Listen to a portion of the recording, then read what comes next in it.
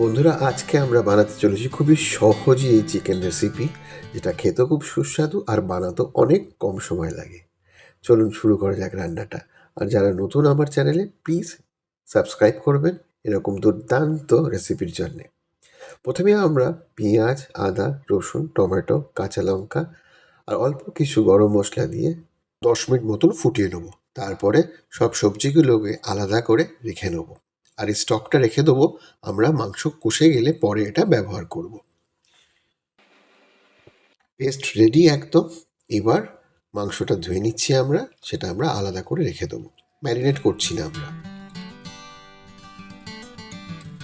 যথারীতি সর্ষের তেল দিয়ে দিলাম কড়াইতে।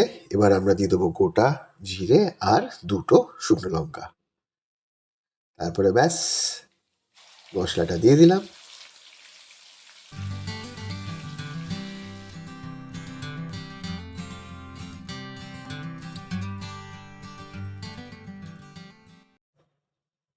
এই মুহূর্তে আমরা দিয়ে দেবো নুন, হলুদ,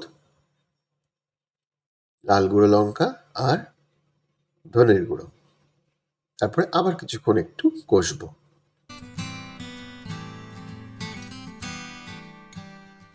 মশলা একদম কষে গিয়েছে। এবার আমাদের চিকেনগুলো কড়াইয়ের মধ্যে দিয়ে দেওয়ার পালা।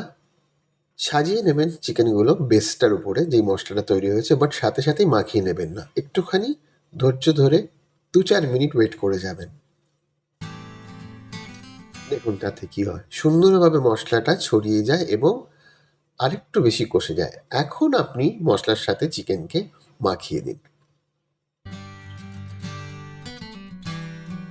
তারপরে আবার একটুখানি ঢেকে, প্রায় কষে এসছে চিকেনটা, আর যে স্টকটা রেখে দিয়েছিলাম ওইটা এখন মিলিয়ে দেবো এর সাথে।